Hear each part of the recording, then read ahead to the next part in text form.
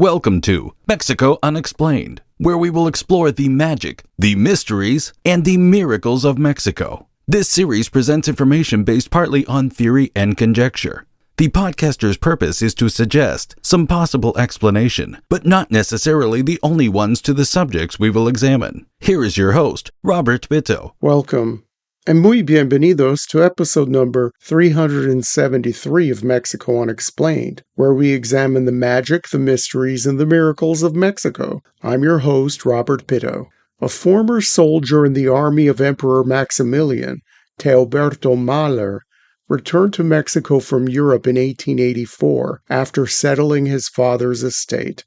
Mahler had inherited a small fortune. With no financial worries, he decided to move to the Yucatan and devote his life to the study of the ancient Maya.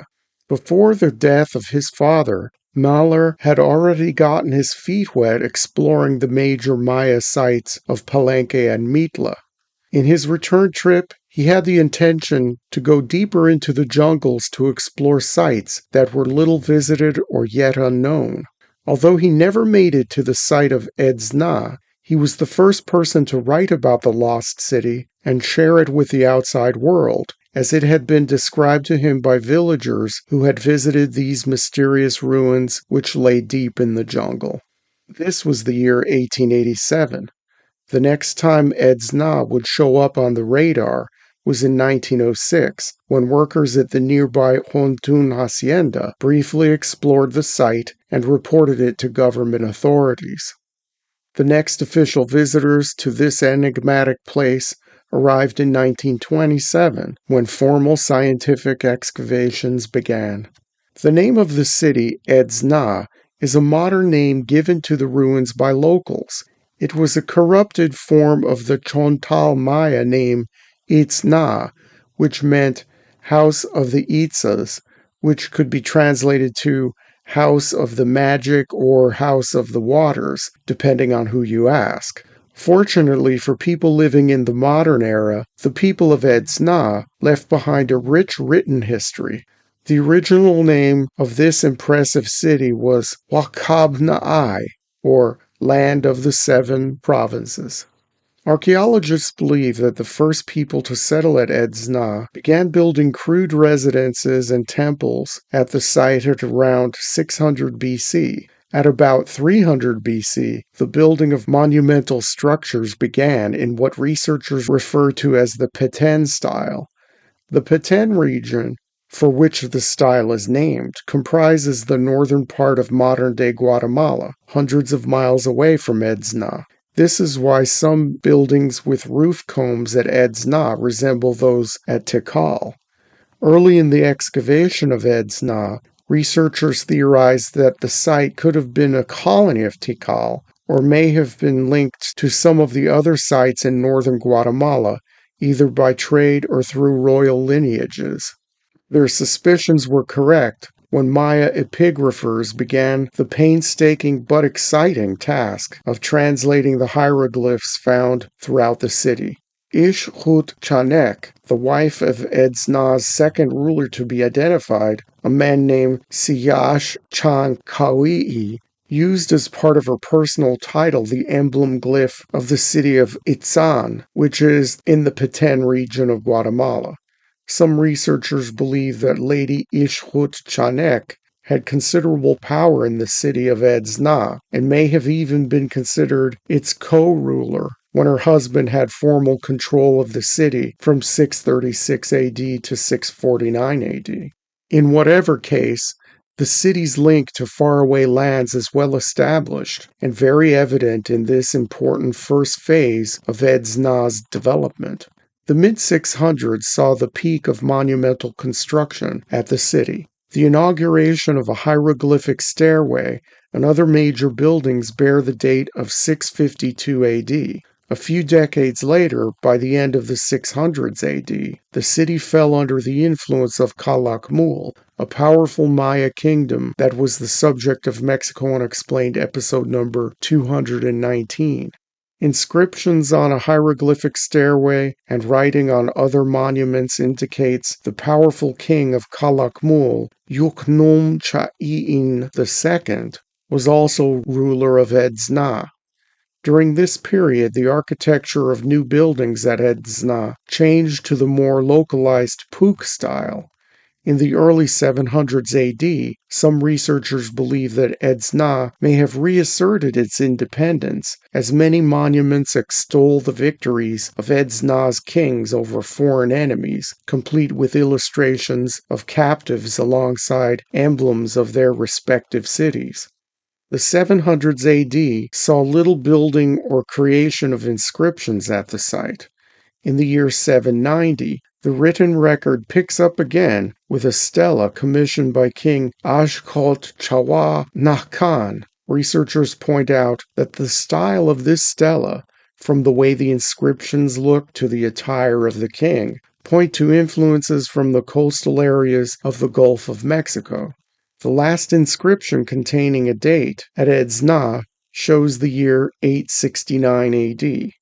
It references the city's last known rulers, King Ahan and his wife Queen Ishkiinha. Like most sites in the region, Edzná seems to have lost most of its luster by the year 900, and the city was mostly abandoned as part of the classic Maya collapse. The city maintained a fraction of its former population until a renaissance hit the Yucatan, with the rise of such regional powers as Chichen Itza. By 1100 AD, after 200 years of languishing, Edzná came to life again.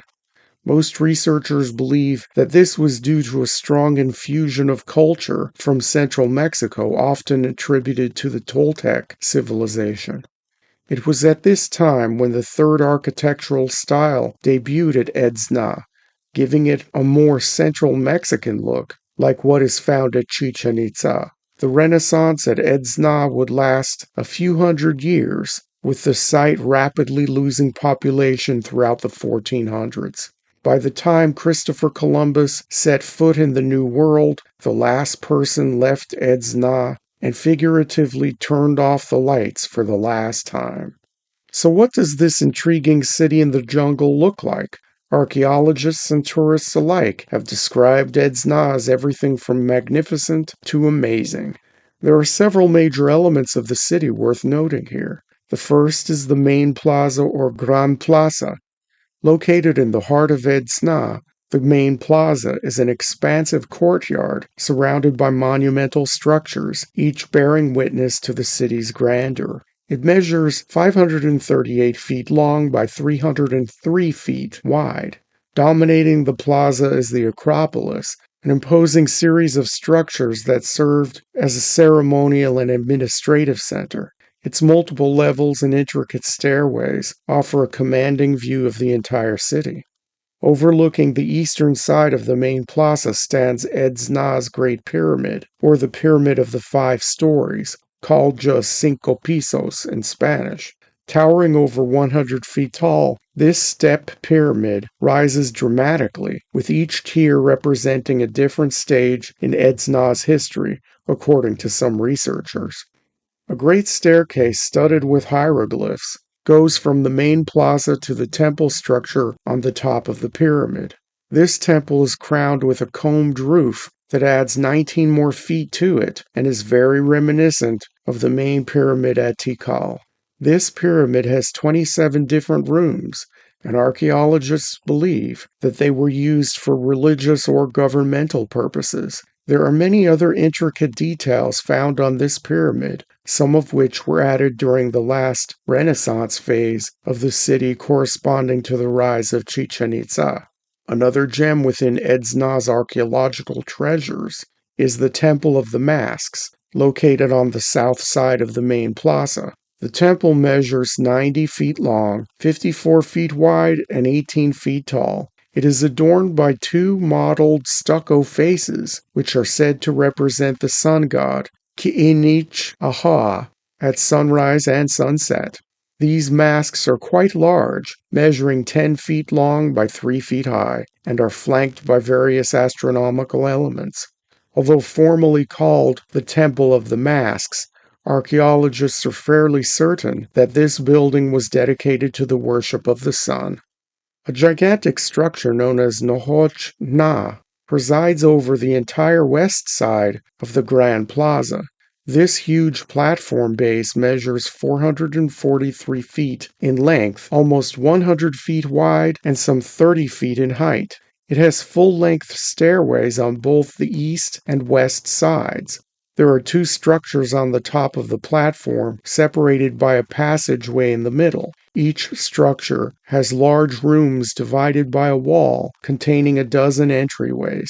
Researchers believe that this impressive structure seems to have served some sort of governmental function.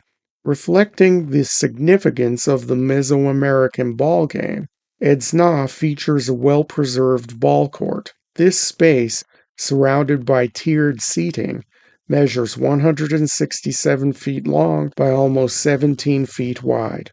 The remnants of a ball court ring are barely clinging to one of the walls inside the playing field.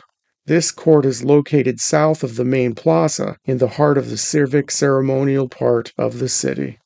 A sakbe or stone road leads out of the central plaza going about a half a mile to the northwest to a place called the Old Sorceress Group. This group contains 4 structures surrounding a smaller plaza. The structure on the west side of the plaza is a 9-tiered pyramid called the Temple of the Witch and stands almost 80 feet tall. The Old Sorceress Group was named by local Maya after an old legend involving the moon goddess who came down to earth in the form of an old woman to look after a young boy with extraordinary abilities. The sorceress and witch names stuck, and modern archaeologists refer to this group accordingly. One of Edzná's most remarkable features is its advanced hydraulic system, showcasing the Mayas' engineering ingenuity.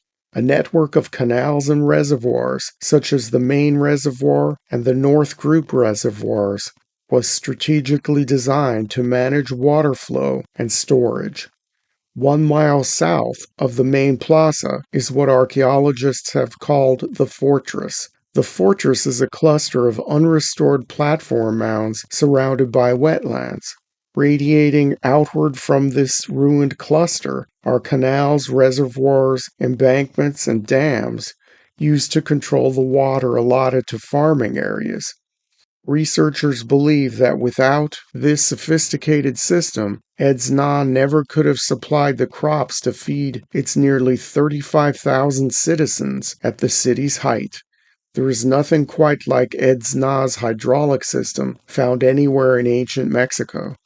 There are many other buildings at Edzná that make up the central part of the city, and many more structures and other man-made features within the archaeological zone that have not yet been excavated or even identified.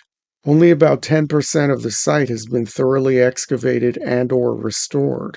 It seems as if the city is waiting to tell the 21st century the rest of its secrets, which are many, but for now they remain safe below the thick jungle undergrowth. With every passing month, the story of Edzná becomes a bit clearer. Thank you once again for listening to another episode of Mexico Unexplained. Remember to like and subscribe to us on YouTube and follow us on Twitter and TikTok. Tell your friends by sharing these shows with others. Please go to our website, MexicoUnexplained.com, for references, illustrations, and for free access to transcripts of past shows. Please visit Amazon.com to purchase the books Mexico Unexplained and Mexican Monsters, to get hard copies of The Magic, the Mysteries, and the Miracles of Mexico. We appreciate your kind attention once again. Until next time, thank you and gracias. Thank you for listening to another episode of Mexico Unexplained with host Robert Bitto.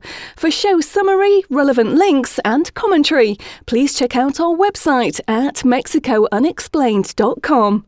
Like us on Facebook and be a part of the conversation. Adios and hasta la vista.